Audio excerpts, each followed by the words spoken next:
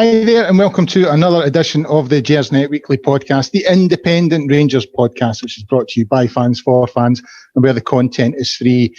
Guys, it's not just the podcast we have here at Gersnet. We have the forums, there's articles, we have social media, and there's a history archive on the website as well. So get yourself on there as soon as you can. If this is the first time you've listened to the pod or watched, as we're now, cameras are on all the time now. If this is the first time you've watched or listened to us, we would ask you to subscribe. We've got over 4,000 subscribers at the moment, and it's increasing all the time. So thanks to everyone who's subscribed so far and who stayed with us. The podcast is live tonight. We're live on the Tuesday night before Rangers take on St Johnstone on the Wednesday night at Ibrox. But it will be available to download or stream on a variety of platforms, including Acast, iTunes, YouTube, Castbox, Stitcher, and Spotify. All the places where you get your usual podcasts, guys.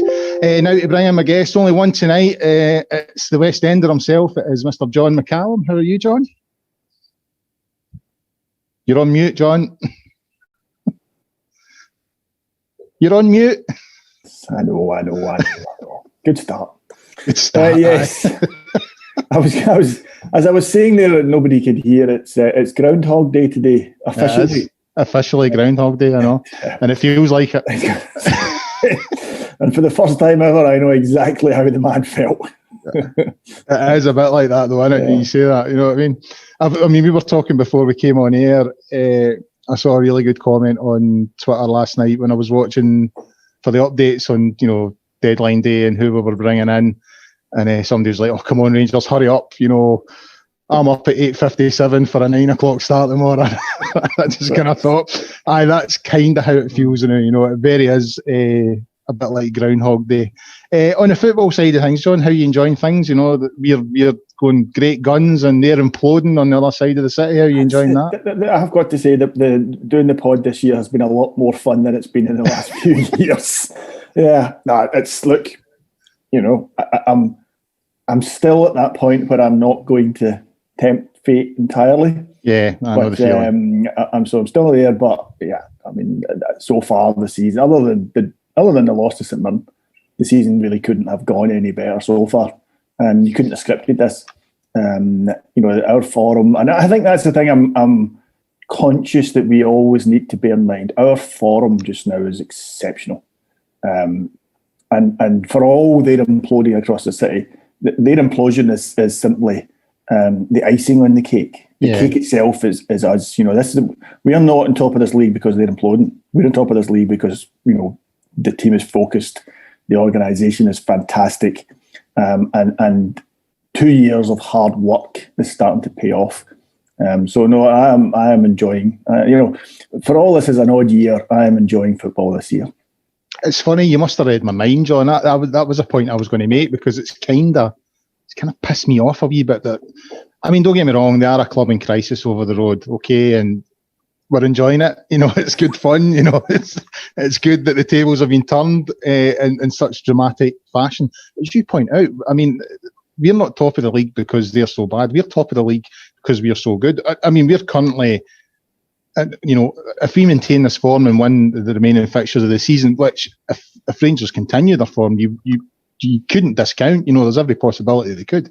We'll beat that points total that Celtic got under Brendan Rodgers on their infamous Invincible season and all that kind of thing. So that's the kind of form that we're displaying. And I just kind of wonder if, the circus over the road is detracting a wee bit for that, And so, yeah, I'm enjoying them, making a total arse of things, from one day to the next. Loving that. But I think Steven Gerrard, his coaching staff and his players need, a proportionate amount of credit here, because the form that they're on is stunning. It's phenomenal. And it's not just domestically, they've done it in Europe as well. Yeah. So you've raised the point that it sort of nagged at me a wee bit when I was watching Sports Scene over the weekend. It was all about Celtic. It was all about how bad they were. Stephen O'Donnell's comment. Did you see Stephen O'Donnell? His comments. Someone had died. What's happened here? He was like, I couldn't believe it. He said that I actually guffawed so loud that my son was sitting next to me on the couch. He jumped out his skin. He said, it's a shame that Rangers are so far ahead because it makes the league really uncompetitive. Where have you been for the last 10 years? Yeah. Anyway, moving on tonight. Sorry, I'm getting a bit distracted there, but yeah, enjoying things as they are at the moment. In terms of topics for tonight, John, I thought we'd look at, obviously, transfer deadline day last night, some comings and goings that I thought would be good to talk about. SFA of Charles Morelos, thought we'd have a quick chat about that. And then obviously the main thing, have a look at the game tomorrow night. Now, did you stay up last night to watch the comings and goings, or were you in your bed? I stayed up till about 11:30, and I figured that because they kind of teased us a little bit. Don't go to bed yet, and you're thinking, oh, what's this? And then I decided, well, that'll do me. I'm going to bed. I think I stayed up to about 12:30, the usual. You know what I mean? Just waiting for something else. I assumed if it was going to be a big signing, Frankie would have texted us. You know, that he would know. The man in the know. But when I didn't get that text, I thought, right, okay, I'll off to my pit. Right, I thought we'd look at the outs first. Jordan Jones, he's away to Sunderland on loan. George Edmondson out on loan. Brandon Barker, a bit of surprise to me, he's away. So Sunderland for Jordan Jones, Derby County for Edmondson, Oxford United for Brandon Barker. In terms of Jordan Jones, I was a wee bit, I don't think anyone's surprised that he's away given, the sort of COVID thing and everything that happened. And I think there was a feeling that he was already, skating on thin ice. And when that happened, I think there was a perception that that's it, he's done. But I saw an interesting comment from him saying, he was sort of praising Steven Gerrard, saying, he'd been really supportive and he was going down there to try and impress two managers, almost sort of implying that he feels he still has a crack at Rangers. And I don't know if he was being, diplomatic or whether that is the case, but I found it quite a strange comment. As far as I'm concerned, I find it really difficult that Jordan Jones, even if he does play well down there, has a future at Ibrox. Do you agree with that? Yeah, I think I've got more chance of getting in the Rangers first team than Jordan Jones does just now. It's at that level, I'm afraid. Like you, I thought, frankly, I thought it was written by his agent. I think it's, Jones is frustrating because you can see there is a player there. There was that moment in the European game last season when he came on and put in that lovely cross for Morelos. You know there's a player there. He came on against Motherwell, turned the match, or started against Motherwell, turned the match. But clearly there's a touch of the Kyle Lafferty's about him, I think. The ability's there, but he doesn't have it. He doesn't have it in his head for whatever reason. And I think he's just not Gerrard's type of player. I actually think Gerrard finds that kind of player frustrating because he can see this ability, and guy's not willing to make the most of it. And, I wish him well at Sunderland. I don't have any. I don't wish the guy any harm, but he had his chance. He didn't take it. I don't think he's getting another one. Yeah, I think sometimes it's as much about attitude as it is ability with Gerrard. I think someone with. Let's face it. He played in a few Liverpool teams that weren't the best Liverpool teams, if you know what I mean. And I think he would look at teammates who maybe weren't up to it and think, yeah, he's not up to it, but he's given me everything he's got. You know what I mean?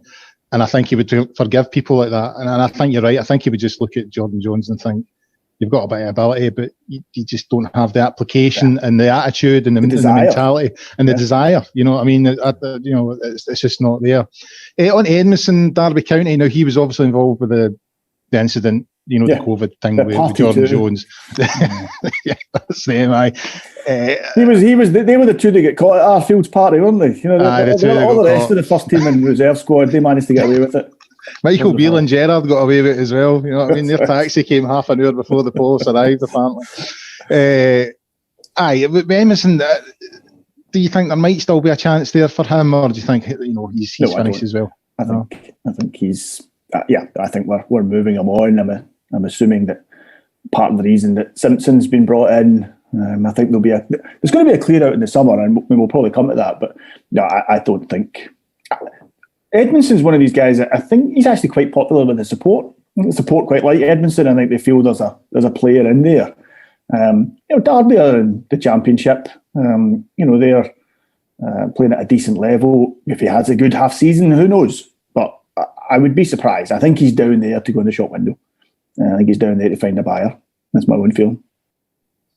The one that surprised me It was Brandon Barker, and I think Frankie made a good point before we came on air.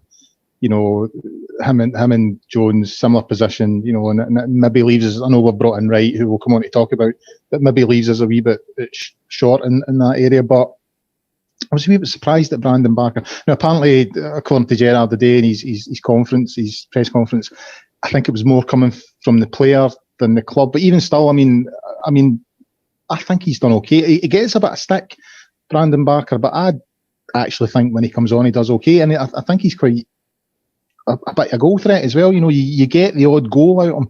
So I was a wee bit surprised and a wee bit sad to see him go, because I always felt it feels like he's gone and he's not quite fulfilled his potential. You know, I think if he got more game time, he might have been able to do that. He's not come close to fulfilling his potential. No, I can't say I'm sad he's leaving. I thought it was a slightly peculiar signing at the time. You saw him at Hibs. He had that spell at Hibs where he looked, you know, you could see there was a player there when he was at Hibs.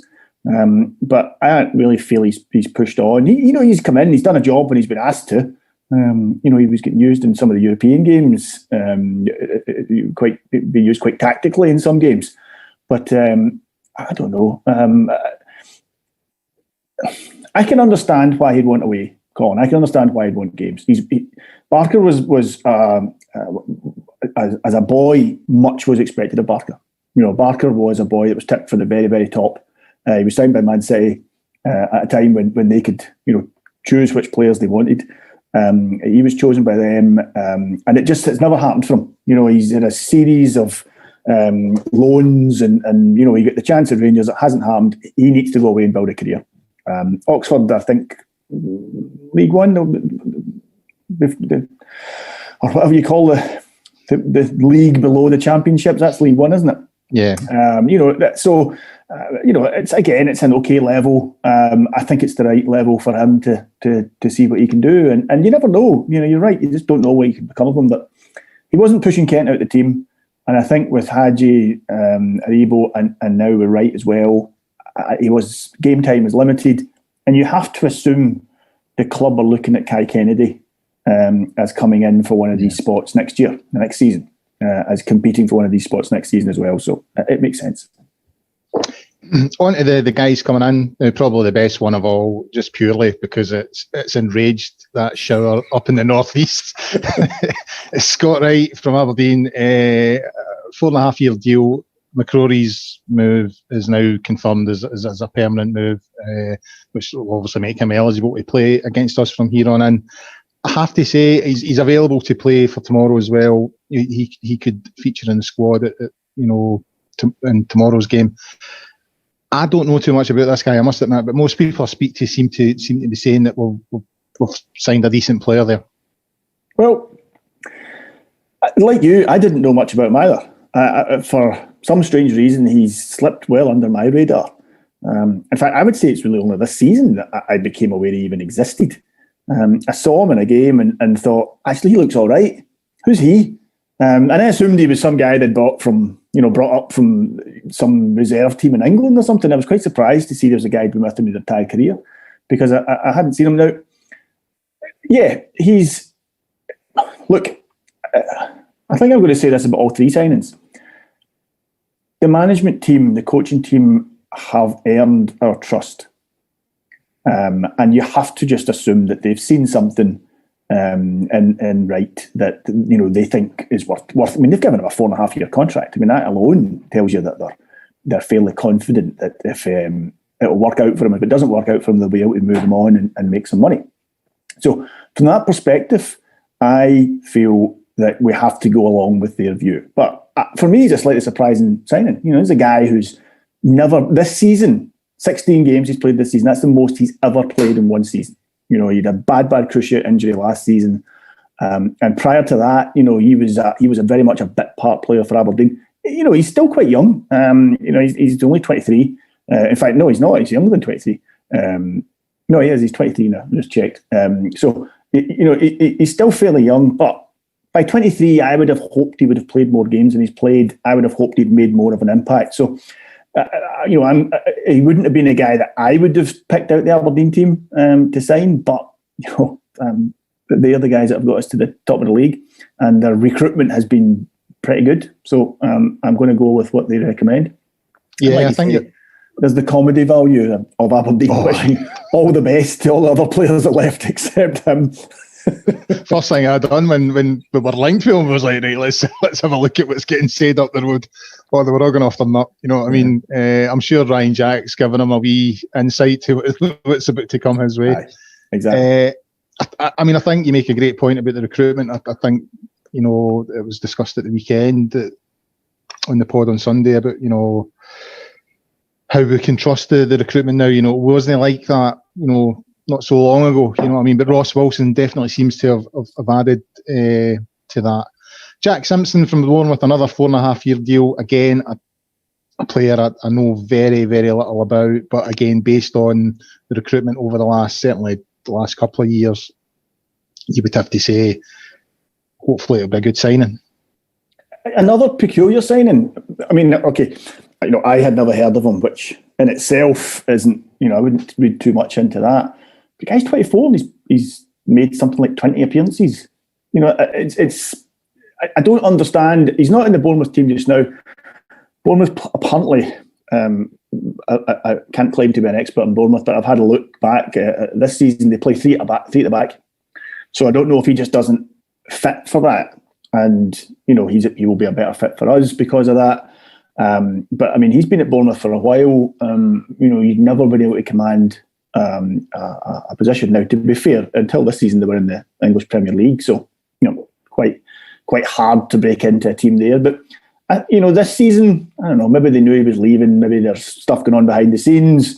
I don't know. I think Bournemouth are having something of a fire sale. They was to get relegated, and I see a few players have left Bournemouth in this window. So, again, I'm just going to have to assume that the guys at the club have seen something that has been overlooked elsewhere. That there's a feeling, and you know, we're told he was in demand. There were other teams trying to sign him. So we just have to assume that they've seen something there. Big guy, you know, 6'4". So, you know, big strong boy, but for his age, fairly inexperienced. You know, hasn't played a lot of football, so it'll be interesting to see if he can break into the first team. It's an area though that we've recruited well in recently, though, you know, centre back. You know, you would have to say the only kind of failure, and I wouldn't want to call him a failure, but the only one that hasn't quite worked out, and it's purely because of injury, is Katic. You know, every other one that they've brought in has been good. So again, I'm quite confident. I've got trust in the sort of recruitment process at Rangers at the moment. So yeah, again, another move that you're thinking, young player, big, strong, you know, hopefully one for the future. And again, it seems to be this one of bringing them in for next to nothing, either with the view of keeping them in a team for a long time or selling them on, you know, in a couple of years. I mean, I suppose if you bring in sorry, Colin. I suppose if you're bringing in a guy with an English guy, a guy who's you know, I would have said could play at championship level, and I assume that's the kind of level that he could play at based on what he's done so far in his career. If it doesn't work out for us, then you would expect you could probably move him on for, you know, £500,000, £1 million next year. You know, and so you know, they've made a bit of money. They certainly haven't cost us anything. You know, I can see the logic in signing players like him, and you know, you must make the assumption that he will be a player that can come in and at least challenge the guys that are there. You know, put pressure on the guys that are there to keep their, you know, to keep their thing up. I wonder if Balogun is maybe going to leave in the summer. I wonder if perhaps they're going to let him go. And it would not come as a surprise if clubs were interested in Helander and definitely Goldson. You know, that wouldn't come as a surprise at all. I suppose it probably means Lewis Mayo is going to get released. He's been at Dunfermline, I think, this season, and playing fairly well in a Dunfermline team who are doing okay in the Championship. But I'm assuming by bringing this lad in that he's probably not going to work out, and you know, that we're probably going to let him go or sell him or whatever. I don't know what his contract's like just now. And the other one is Leon King, for whom, you know, great things are hoped. I know the club from what I read, the club really went out on a limb to sign King. King was wanted by quite a number of clubs, quite a few clubs in England tried to sign King when he was turning 16, and Rangers did everything they could and managed to get him to sign. So you only assume that there must be hope that there's a pathway for him. I know he's been training with the first team. So yeah, it'll be interesting to see. Like all these things, Colin, with Edmondson leaving and this guy coming in, it keeps the numbers right at centre half. We've been lucky. Goldson has been his form and has been so good, but so is his fitness. And that can change and can change in an instant. So we do need cover. So I'm quite pleased. One more, and they announced it this morning. We thought it was all done and dusted, and they made the wee announcement this morning. And just to make it extra special for people like myself, that they've signed someone with a name that's almost impossible to pronounce. Yeah, it's like you dropped the Scrabble board or something, isn't it? Yeah. So I'm going to go with Namdi Ofobor, pre-contract deal. Go with that. He's arriving in the summer. Now, again, midfielder. We're quite well populated in that area at the moment, but again, you would maybe think, it's a permanent deal, he's coming in the summer, that would maybe suggest that maybe one or two that are there at the moment won't be there come the summer. Yeah. Again, if there's a scout in Britain not looking at Glenn Kamara just now, then he needs fired. I would have thought, perhaps with the exception of the top English sides, but they must be looking at him just now. He must be attracting attention. He's in great form. He seems to get better with every match. So wouldn't come as a big surprise if he was tempted away in the summer. Steve Davis's contract's up in the summer. And personally, I hope we keep it. But is he capable of? Will he be capable of playing another full season? I don't know. Jack's never capable of playing a full season. He will always pick up an injury. He will always miss a couple of months in a season. He's done that his entire career. So yeah, I guess we do need some cover of that type of player. I know nothing about this guy other than what I read about today. Again, he's not played a lot of football. He is only 21, but he hasn't played a lot of football. He's Nigerian. He's English. He plays for Nigeria, but he is English. He's born and raised in England. So I wouldn't imagine there's many issues with assimilation and all that side of things. And he's going to Wycombe, and he's going to play for Wycombe for the rest of the season and then join us in the summer. So Wycombe are our championship team, bottom of the championship, but still they're playing at a decent level. So do no harm. Let's see what he's like. Does it say anything about the option to take up Zungu at the end of the season, Jank? I'm torn on Zungu. I can't quite decide yet if he's for us or not. Have you made a decision on him? I think it's hard because he's not had a huge amount of game time, obviously. But who was it? Ryan Jack, when Ryan Jack came on and scored, who was it against? Hamilton. Was it Hamilton? He was involved in that move, and there was a couple of there was a couple of moments in that game when Ryan Jack made his comeback. Zungu was on the park that day, and there was just a couple of wee moments I thought, you know what, this guy looks like he might be a player. But I think it's hard for these guys to get in the team and prove, you know what I mean? Because he started that game at St Mirren and it went a bit pear-shaped, and so he's had his opportunity and it didn't quite go so well. So Gerrard's going to do the obvious thing and go with tried and trusted players. But I'm a bit like yourself. I'm not quite convinced either way, but I have seen wee flashes that make me think that there might just be a player in there. Yeah. But we'll find out in the fullness of the time, I suppose. John, on to other matters now. Morelos, charged by the SFA. Retrospectively for the stamp last week on Ryan Porteous. Rangers have accepted the charge. Stephen Gerrard said today that there was no case to defend. Now, I don't think any of us would argue that. Just to highlight, he's going to miss 3 games: St Johnstone, Hamilton and Kilmarnock now. So, the view last week when I was looking online on Twitter and all that to the reaction at the time, I don't think anyone was defending the actual action. I think the feeling was the compliance officer, or whatever you want to call them, who had been very quiet through the whole Neil Lennon slating everybody. John Kennedy admitting that Celtic had broken COVID protocols, and various other wee stamps and all the rest of it that went unpunished. And there's been one tonight as well. I'm hearing Scott Brown has used an elbow in the game tonight. It's went unpunished. An elbow? An elbow? Unheard of. You know what I mean? The Celtic captain. And, not only is it went unpunished, apparently it wasn't even discussed at half time, by the usual. I think someone put up how many times Crocker mentioned Morelos in that Hibs game last week. I think it was like 19, 20 times. He kept on bringing up the incident. And apparently it was mentioned tonight. My mate texted me straight away when the game had kicked off. Within 5 minutes, he'd mentioned Morelos. So it's not. I don't think there's any Rangers supporter, or certainly not many, who would defend what Morelos done last week. It was stupid. It was reckless. He's put himself. But it was in Ryan Porteous. I know. You can forgive him for that. Absolutely. I mean, who's not wanted to do that? I'm surprised he just stamped on him. But I mean, you would channel your proper your proper Irvin Welsh when it comes to Ryan. No, we don't want to talk about Irvin Welsh, John. Come on, that's another cretin that we don't want to talk about.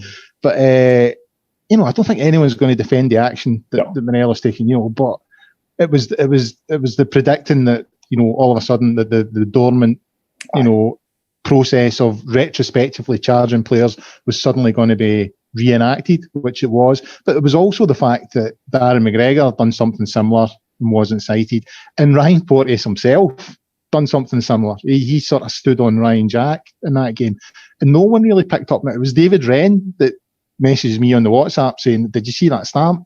And I rewound it, and he does. He gets a fly stamping. Yeah. And no action. So from the same game, there's 3 separate incidents that are all fairly similar, but only one player gets retrospective action. And Stephen Gerrard was really big on this today in his press conference, saying, no case to defend. Like we're saying, he's not disagreeing with the decision, and they're not going to challenge the charge. But what they will challenge is the consistency of this process and how it's dished out, because there does seem to be one rule for one rule for another. I thought it was a really interesting press conference today. I thought Gerrard gave us an insight into what's going on behind the scenes at Rangers just now. There's been a change of policy. Certainly up till a couple of seasons ago, Rangers were releasing statements, every half hour. And if I can choose my words carefully here, I felt, and I think I probably said it on here, I felt at times these were statements that were being issued to appease our support rather than to actually achieve anything. Yeah. And I've been interested, this season we have been significantly quieter. We've not been saying a lot. Now, it's been a different season, perhaps there hasn't been as much reason for us, but I agree with you entirely. Everybody knows that Morelos is judged to a different standard than any other footballer in Scotland. Should he have done it? No. But we also know that, McGregor then should at least have been cited as well. Whether McGregor deserves a 3-match ban or not is up for that 3-man panel, but he should have been cited. And there's countless. If you've gone on and online recently, people have been putting reels together of players from other teams stamping, throwing elbows, and nothing getting done about it. And so he's right. The inconsistency is a thing that really irks on this. But there's clearly been a change of policy at Rangers, whether from a PR perspective or from a trying to influence things perspective, which I am delighted about, because the previous policy wasn't working. Screaming and shouting about it and releasing statements and that, it was getting us nowhere. This will be interesting to see what pulls out of the next 6 to 12 months. Do we start to influence things again? A couple of interesting things have happened recently, Colin. Aberdeen were quite complimentary about how we approached them for Wright. Stephen Gerrard went out of his way to compliment Derek McInnes and say, boy's been trained really well. He's been working under a really good manager. I know managers, rarely speak badly of each other, but Gerrard's no daft, and the club aren't daft. They know there's bad feeling between the support. But I did wonder if maybe there's a thawing between Rangers and Aberdeen at a more senior level. There's a change of ownership in Aberdeen. The guy Cormac came in, a year ago, 18 months ago. So I wonder if there's, for all, whatever we think of Aberdeen, they're a big club in Scotland. Yeah. They do have, they I suspect, represent quite a number of clubs in Scotland outside of Rangers and Celtic. That they probably are a club scene to be. So I thought that was quite interesting, and Gerrard's point today, where he said they were working behind the scenes to find solutions. I thought, okay, that's interesting. Let's see where this goes, because I suspect if the club had come out and said, no, we're going to fight this, we're really unhappy about it, look at all these other instances, the support would have been right behind them. But like you, well, I'm putting words in your mouth here. I don't know if you feel that way. I didn't think, I thought, Manella stamped on him. If he'd been sent off at the time, I don't think too many of us would have. I don't think we'd have complained about it, and I think we'd have been quite angry with Morelos. Now, as it was, he didn't get sent off, he scored the winner, so that's fine. So he's going to miss 3 matches that we shouldn't miss him for. We have Roof, we have Eaton, and we've got Defoe, who are all currently fit and available. And the cynic in me thinks, Rangers might have looked at that as well and thought, right, okay, we can take this just now. Yeah. I wonder if there was 2 points in it and we were playing, 3 harder games, whether we might have thought differently on it. But anyway, we've done what we've done, I'm quite pleased, in terms of, okay, we're trying something different. We're not just banging our head against the wall and shouting anymore. Now at least there's clearly stuff going on behind the scenes, and let's see if that gets us anywhere. There must be unrest. Sorry, Colin, I'm cutting across you again. There must be unrest amongst other clubs. Against what's the management of Scottish football. There has to be. And not necessarily around, this type of thing, but just in general, there has to be. And if Rangers can channel some of that annoyance into reform, then all the better. It's interesting you're saying that, because Gerard's comments today was very, he made the comment, we're trying to quiet the noise that was coming from the club before, because I think, as you pointed out, it wasn't working.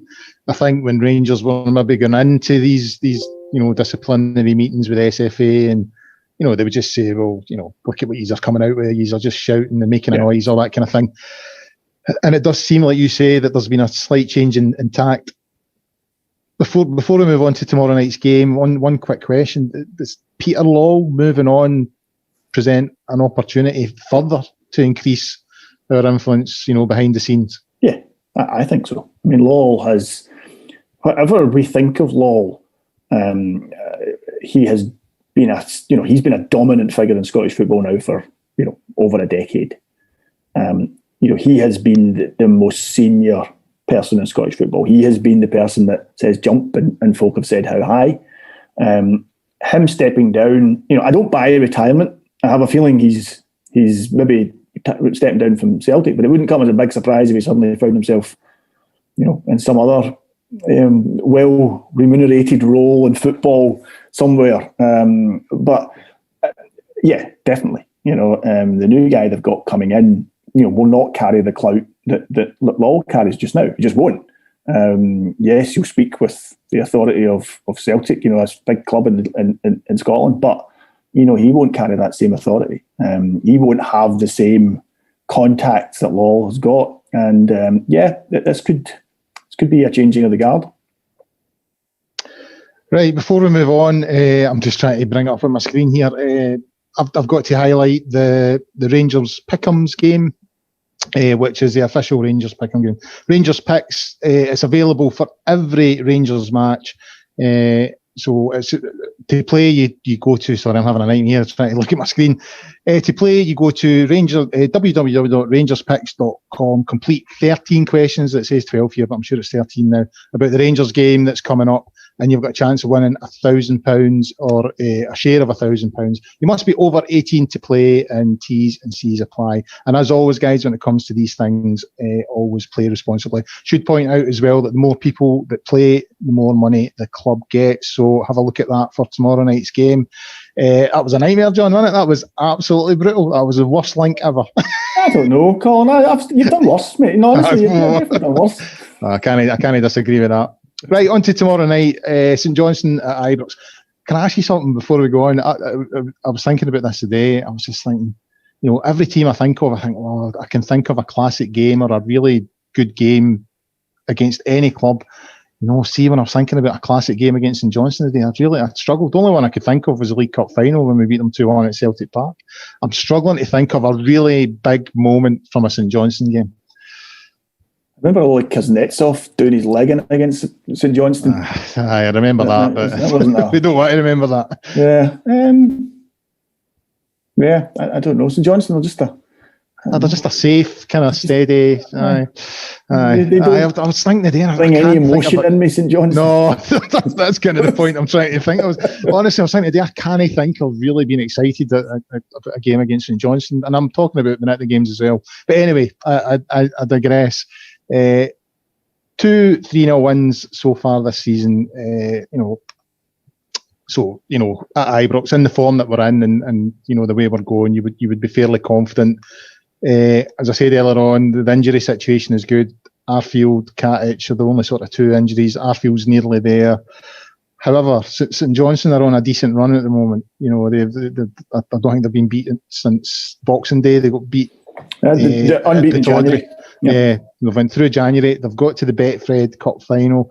They're a team with a wee bit of form, and I think Callum Davidson will be fairly confident coming to Ibrox that he can certainly get a performance out of his players and give himself a chance of getting a result. So, as much as you would view Rangers as favourites, it's another game they need to go in at it, and not be complacent in any way whatsoever.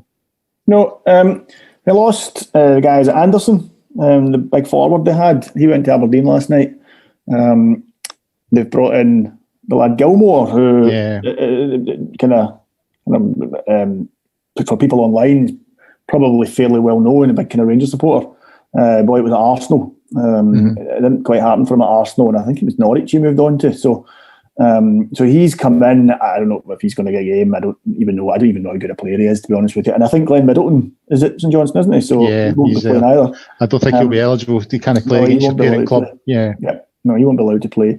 So look, they seem to be well organised. They try and hit you in the break, and if we let them, they'll do that. But we go in firm favourites, and it's a free hit for St Johnstone. In the end, if St Johnstone lose 5-0, Callum Davidson's not going to get sacked for that. If they can get anything from the game, they'll see it as a big plus. Their form is good, but you have to fancy us. Anything less than 3 points tomorrow night will be disappointing. You have to fancy us. St Johnstone have been, in decent form recently. But that said, 3 draws. 3 draws and a cup win, and which is the one they wanted to win.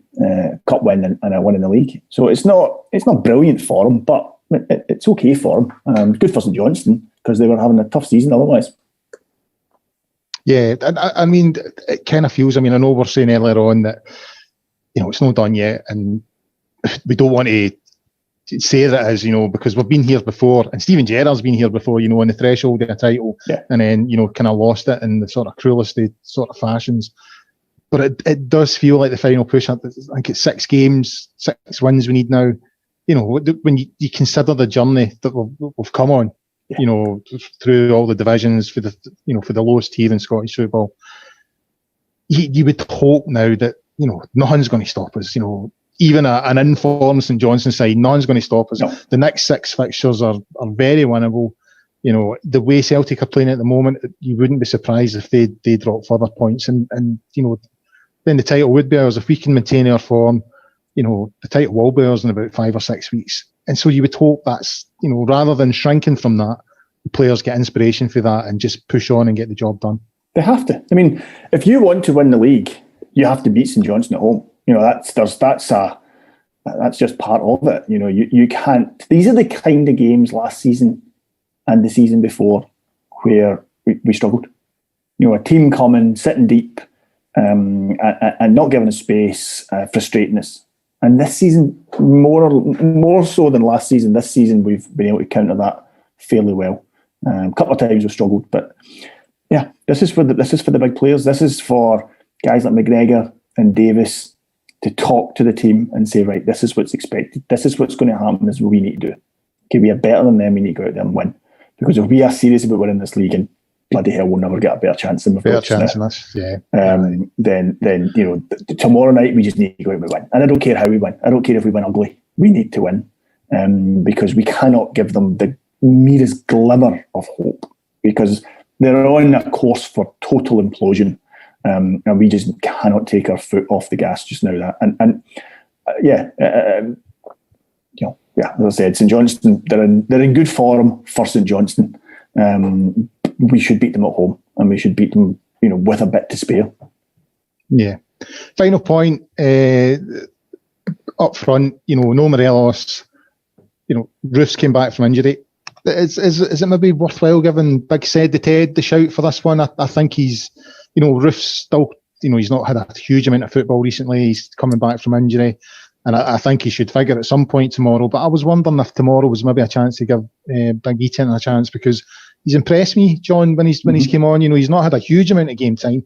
But any time he has come on, he's impressed me, and I think a wee start would do him good. Yeah, I agree. No, I think he's earned a start. I really do. I think every time, like you say, he's come on in some games and changed them. Yeah. And absolutely, I would agree with that entirely. If he's fit, then... But if I was him, I'd be a bit disappointed, I think, if Roof started before me. I think Defoe will come into the reckoning as well. Yeah, it's his type of game, I think. Yeah. It's the type of game we should create chances. Yeah. I'm not sure, I don't think Defoe will start, but it would be no surprise if we saw him come on.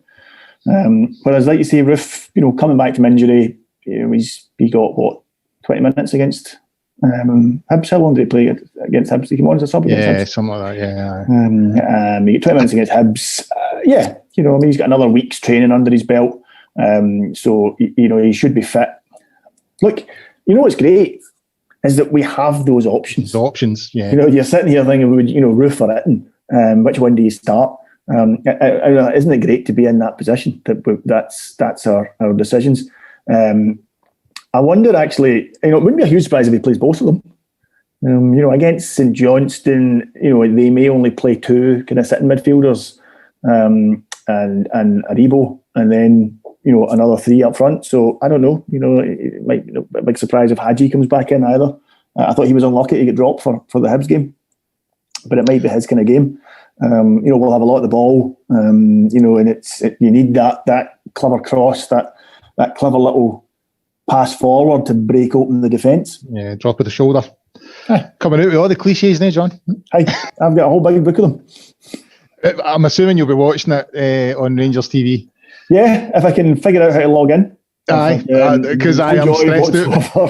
I am stressed out with this already. I went in, they done a test yesterday, once they'd made all the signing announcements. There's interviews online. If you're a virtual season ticket holder, you should be able to get access.